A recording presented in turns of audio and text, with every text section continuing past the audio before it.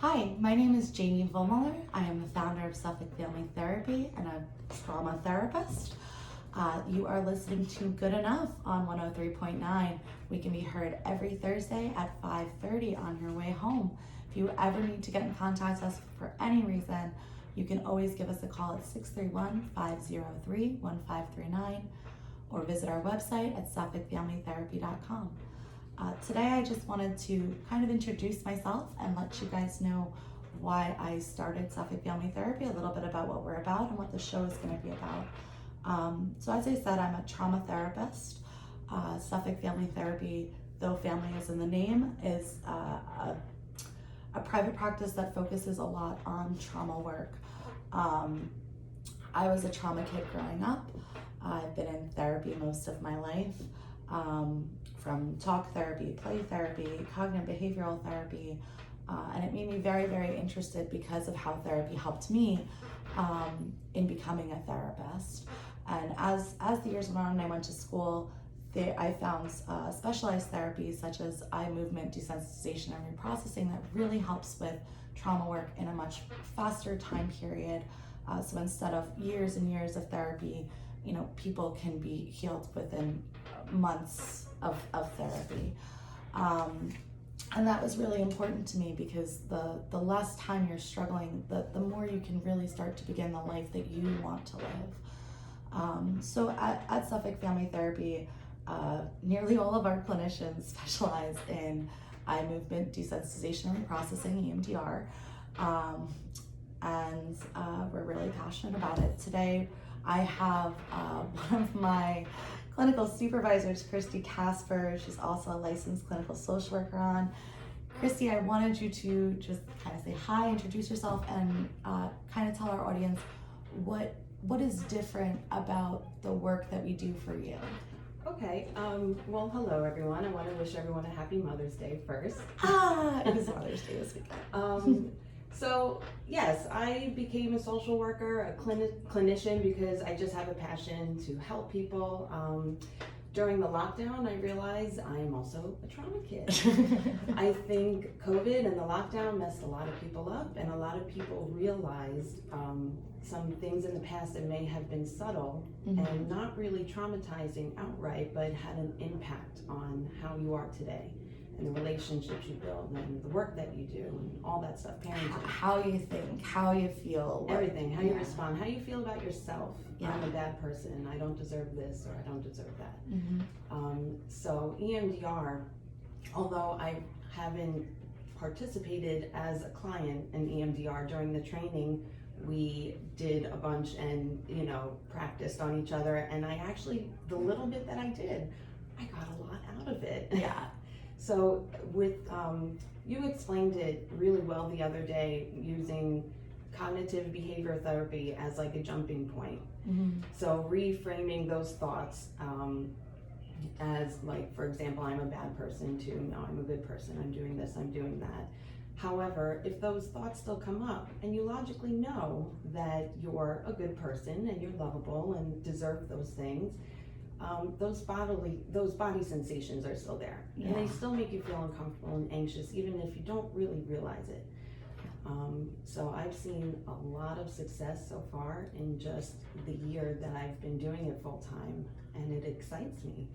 It really does. Me too. I think what's that body work that EMDR really focuses on in connecting how you feel in your body. So like if something makes you feel anxious, just for our listeners, I'll give a personal example. So if I'm having a conflict with a coworker, right, and my core beliefs or the things that I tend to think automatically would be like, I'm not good enough, or I am that boss, or something of that nature. So no matter what the situation, the first thought that always pops up in my head is, I'm not good enough. And even though I'm like, there's no evidence to really support that, in my body, my chest gets tight, my throat closes up. Like it's a very physical feeling of anxiety. And I personally have done a lot of EMDR work. I'm super passionate about it.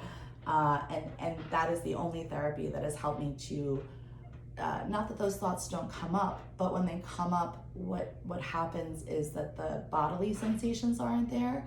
So then when I say to myself, like, oh, this isn't true for all these reasons, and I know this, it's easier to just let it go and not, in the field of mental health, we'd call that is ruminate, right? So like repeatedly, like a hamster on a wheel, just replaying the same thoughts in your head over and over again until you go crazy. And that's what I love about EMDR.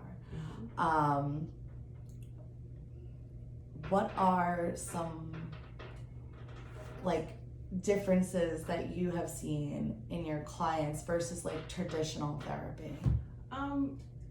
Faster resolution, honestly. That's, even with weekly EMDR sessions, I have a client who had 4 collective hours of EMDR, and I've been seeing her for probably close to a year now.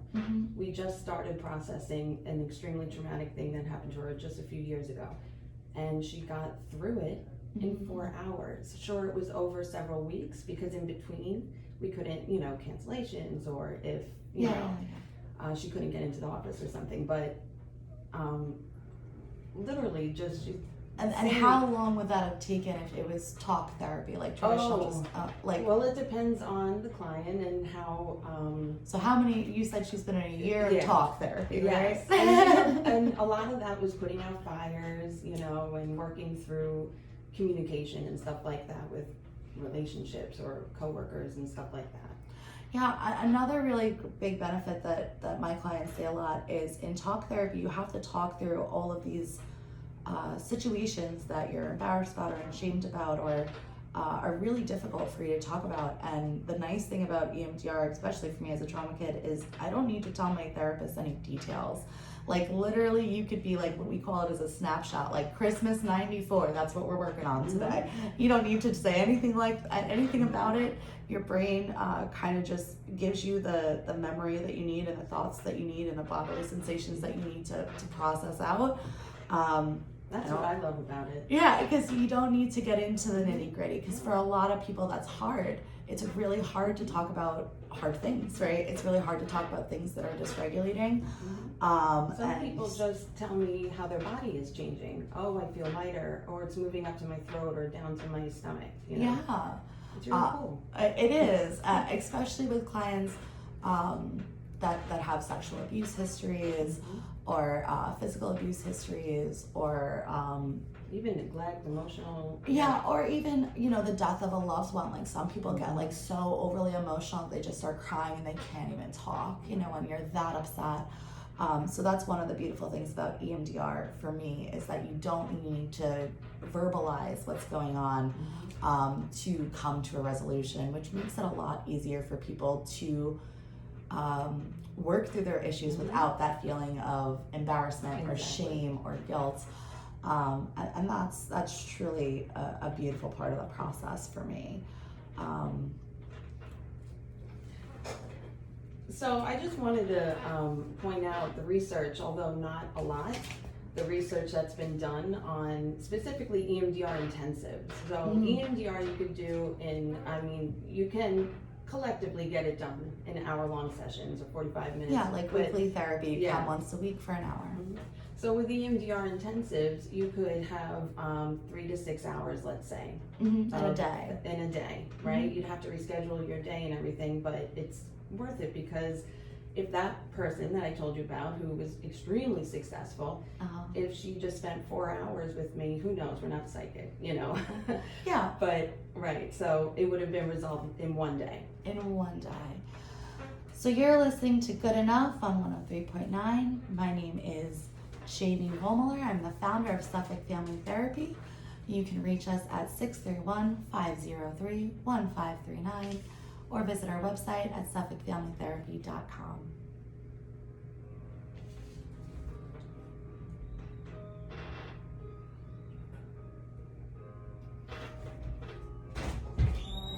Alright, so you jumped right into EMDR. It's okay. This is Jamie Vollmiller with Suffolk Family Therapy, and you're listening to Good Enough. Suffolk Family Therapy is located in Bohemia and Smithtown. We are a therapy practice focusing on trauma work, family issues, and children. You can reach us anytime at 631-503-1539 or visiting our website at suffolkfamilytherapy.com. So after the break, getting back in, we were talking about eye movement desensitization and reprocessing, and I just want to go a little bit more into what exactly EMDR is. So if you think about like when we sleep, right, everyone's heard of REM sleep is when we're dreaming and your eyes go back and forth in REM sleep. And it's theorized that this helps the brain to make connections and heal itself. So EMDR uses eye movements. So basically, it could be a light bar that you follow a light left to right, or it could be a clinician putting their fingers like in front of your face and you follow them from left to right.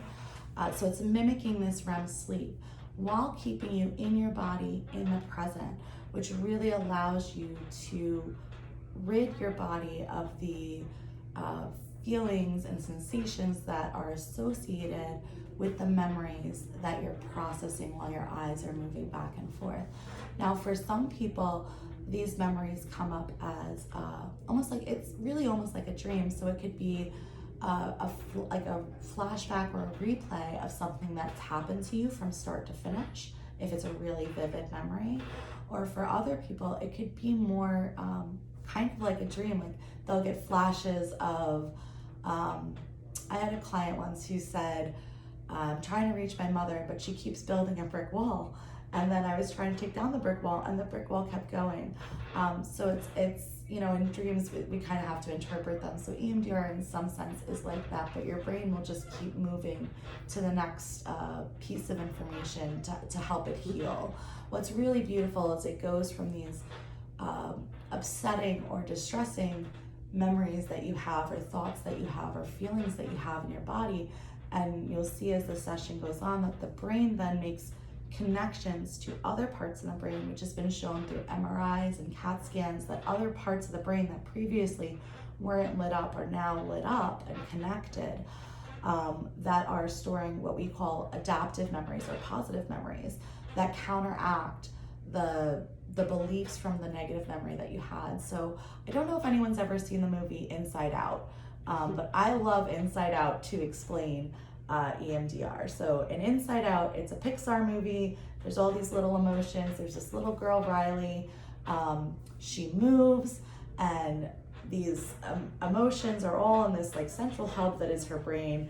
And then there's these tracks to what they call in the movie core memories, right? And all these core memories are nice and shiny and yellow in the beginning. And then Riley moves, and she has a hard time making friends. And she misses all her friends back home, and she's not getting along with her parents. And some of those core memories turn red, and she has new core memories that are these trauma memories.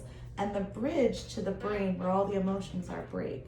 And that's truly what happens when we have trauma, that visual of like an isolated island. It's really what it is. So when something happens that makes you feel not good enough, you don't have access to that logical part of your brain that knows, I'm a worthy human, I'm a good mother, I'm a good dad, I do my best, and most of the time I get things right.